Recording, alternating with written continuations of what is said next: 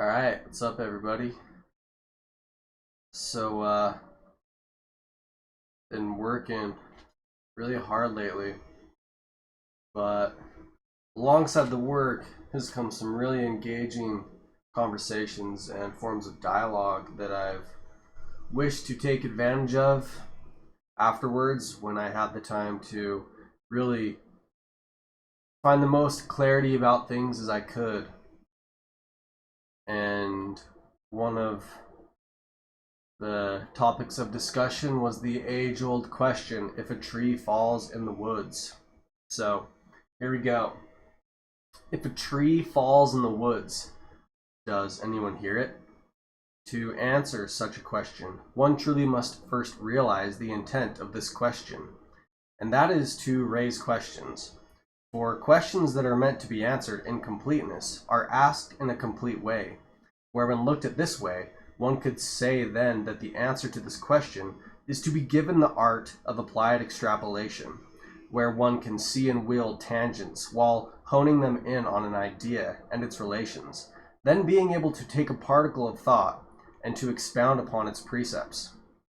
Speaking of particles, this being a great way to start the beginning of an answer that comes to a point where the dice I'm about to roll are all answers with a pathway of exponential points all their own. For what do we mean when we say hear? A thing fall?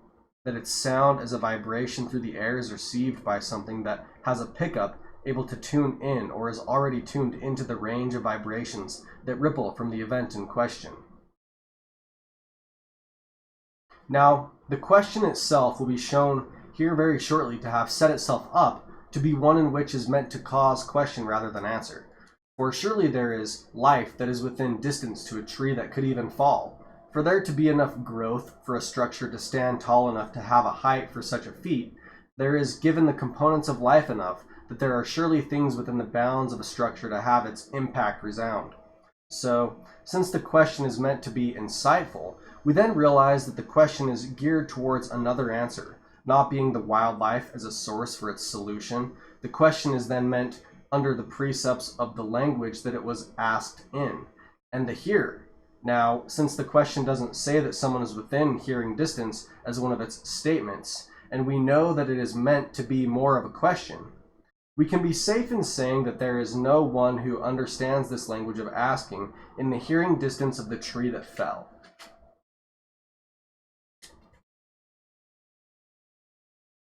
Now, since the question itself is then set up in this way, why would it even have been asked if it obviously means that there is not a hearer in hearing distance?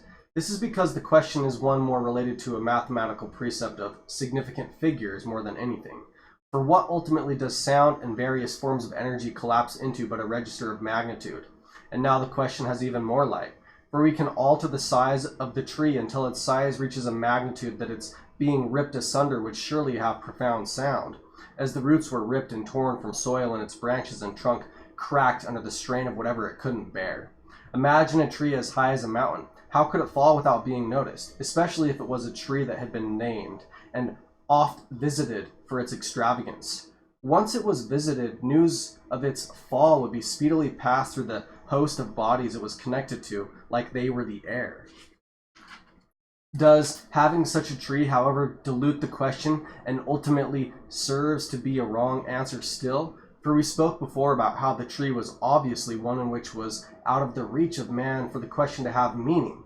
What then is the question saying then if this is the case? Searching for a new branch to this question, I look at the question itself alongside a tree and all the thoughts that have been heretofore raised, with the thought that what ultimately doesn't count. For we use seismographs, seismometers, to read the magnitude of an event, and if it doesn't register, then we say it has no significance.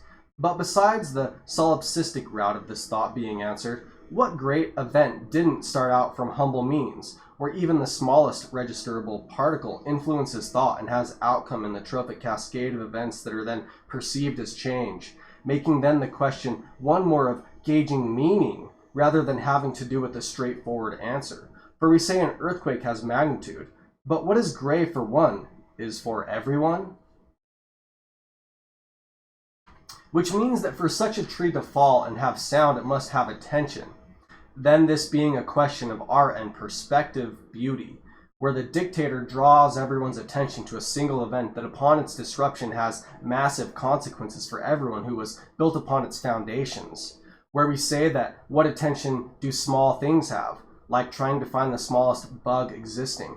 Who even looks for such a thing and has the equipment to do so? For a person to even begin the search, they themselves must have a firm grounding and roots planted enough to have resources enough to say to life, I'm going off and ignoring demands enough through their having conquered demands, which already then makes them a large tree. For to have such resources means that it is composed by many things, and to then take things one step further, the equipment and energy and power to operate devices enough to detect these minuscule things means that the searcher is themselves something of great magnitude and life to command it.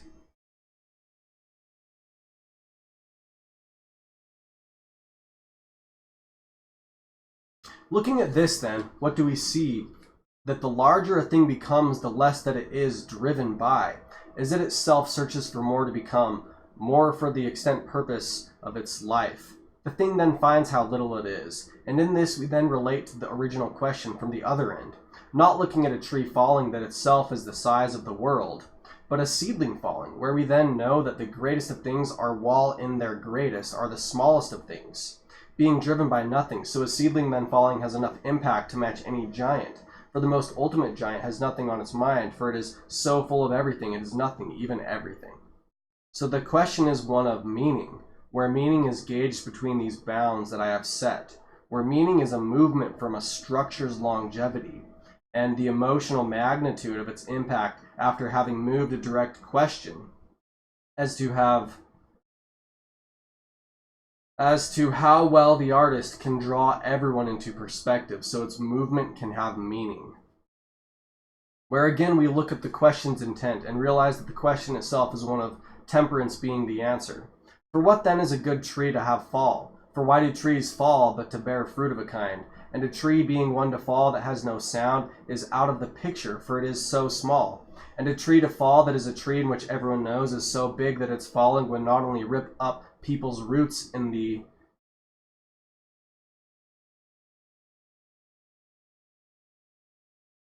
oh man, I was in such a roll in my writing that my writing is on a roll.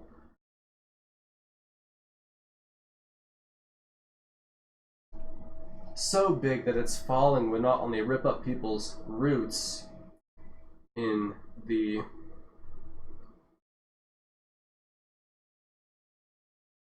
qualities of what through metaphor a tree is,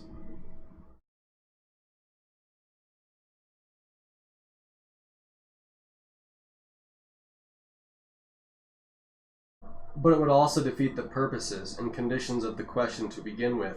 For we already spoke that even though the question doesn't say no one intercepts the sound of the tree falling, it is a given for the question to have bearing and meaning, which means that there is still more to the question, and in an answer that is as open-ended as its beginning, while being as solid as a good timber.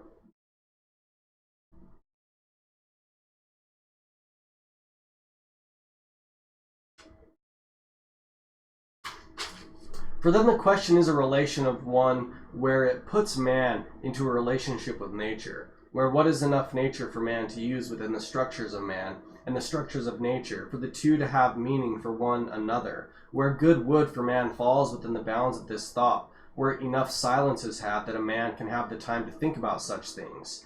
But where surely if a tree falls on a man who is lost in thought, then he hears nothing, and thought then has no meaning.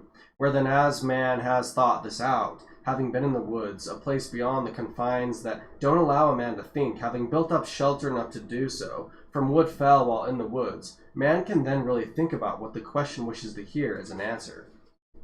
For then for the man here, what isn't heard, as everything that is heard only by the man that has knowledge enough to know that nothing is beyond the here, and everything that is right here, in a way where the man then is as much everything as everything is the man, where hearing is in a way a seeing, and everything is eventually seen. How this man is then seen is all a matter of how he sees all of this. 10 minutes.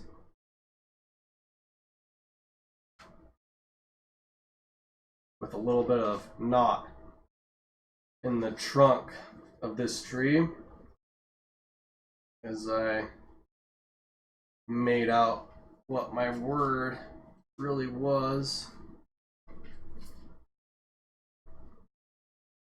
So big that it's falling will not only rip up people's roots and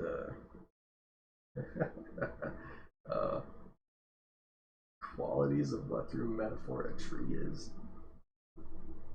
Actualities. That's what it is. In the actualities of what through metaphor a tree is, but it would also defeat the purposes and conditions of the question to begin with, for we already spoke that even though the question doesn't say no one intercepts the sound of the tree falling, it is a given for the question to have bearing and meaning, which means that there is still more to the question, and in an answer that is as open-ended as its beginning, while being as solid as a good timber. Well, there you have it. If a tree falls in the woods, does it make sound? I mean, you know, this whole position of mine is based upon this vast amount of wordplay where sound itself is just a concept of solidity. That's sound.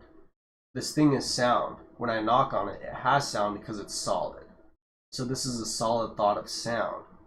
So for me to actually make this question sound, I must make it solid, right?